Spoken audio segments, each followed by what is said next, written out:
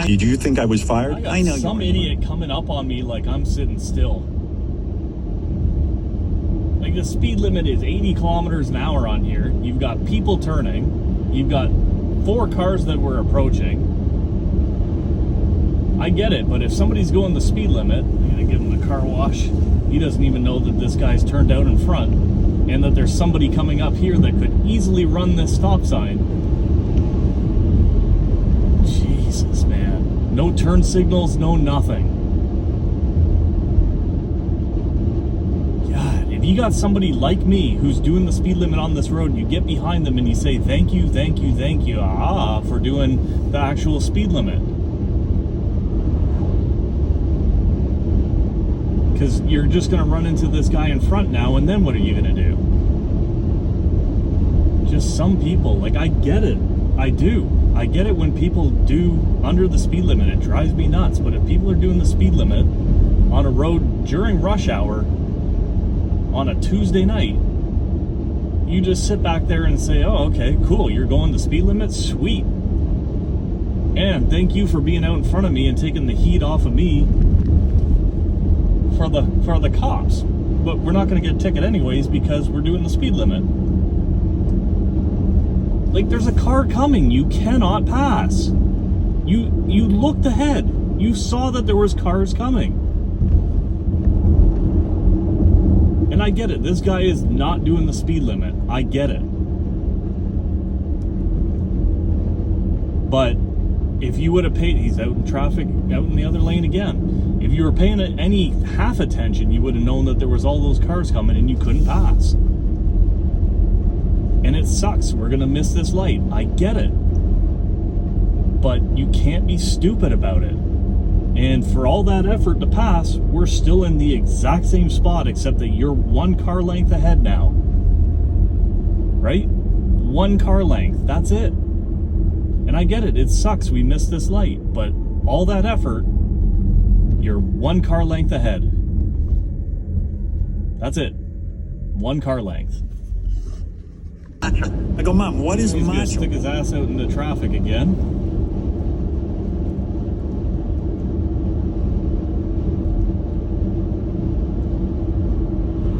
And he's gonna stick it out again, and he's actually got a spot to pass now, but he won't do it.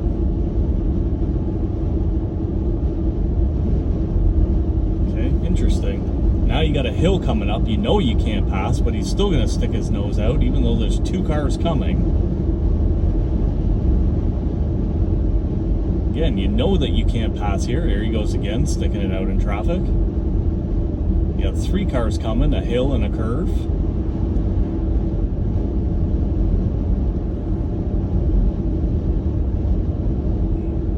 Sometimes Honda drivers, they can be as bad as the Mercedes and BMW drivers, again, out into traffic. Yep, no. Then he's not paying attention to what the actual guy with the trailer's doing and what's going on in front of the guy with the trailer, because there's a cyclist here. And again, Jesus Christ. Wow. And there's 3 cars behind me. Look at all this traffic that's heading towards you right now. There are safer places to get your exercise there. That's part of the reason why I'm no longer a charter member of the North London Cycling Club. I tried to reason with them, rationalize with them that this is not a good spot to be getting exercise, but just kept doing it. Parking at No Frills, North London, and then just heading up this road. If they would have turned down that road that was running east-west, or the concession that was running to the side there, they'd have that whole road to themselves. No problems, no nothing. You have that all to yourself. You got to stop every few kilometers, but you have the entire road to yourself. But nope, nothing. So now you got an opportunity to pass, and you won't.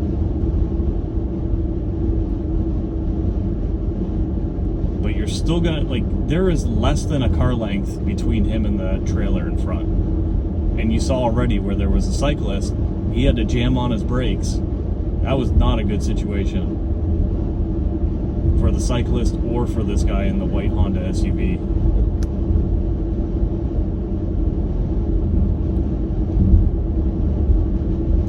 surprised he hasn't stuck his nose out again.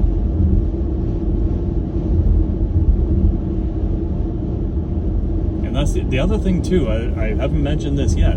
I live on Wonderland Road. My destination is on Wonderland Road. This Honda driver, the odds are about zero that they have any business being on this road. If you would have went down Hyde Park Road, it would be 10 kilometers an hour faster. That's the road to the right. Or if he would have went to the highway, which is the road to the left, it's a highway, completely flat, straight, has one possible slowdown compared to 3 guaranteed stops. Same thing with Hyde Park Road, except Hyde Park Road again is 10 kilometers an hour faster, but it has one possible slowdown in Ilderton compared to 3 guaranteed stops on this road. So, yeah. You had better options, safer options, faster options than going down this road. And you made a pretty unwise decision. And we're approaching, what, 6 minutes now, not even accounting for the time that I paused the video and spliced the video, and you are exactly 1 car length ahead. For all that effort, you are 1 car length ahead.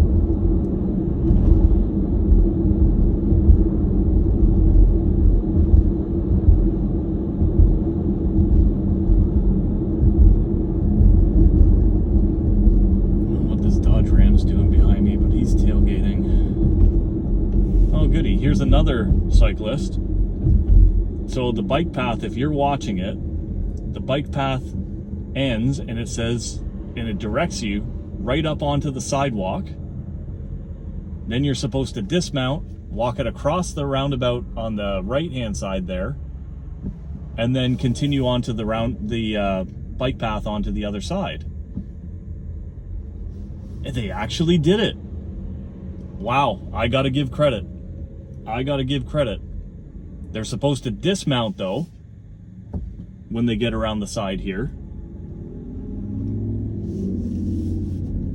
which they're not doing, but they did at least that, which is the first time that I've ever seen a cyclist do that. So I've got to give credit. And that's the thing. You think that this channel is all negative. No, there is many examples of positive stuff on here.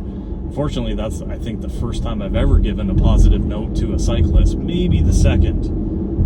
But that's what you're supposed to do. That's where the bike path leads you. If there's a bike path, you are obligated to use it. But again, another reason why I'm no longer a member of the charter member, excuse me, of the North London Cycling Club is because they cut through other people's neighborhoods. They ride on roads they really shouldn't be on. They don't obey the rules of the road. They don't dismount at crosswalks, all this other kind of stuff. But the city's been going through this effort and monetary expense to put in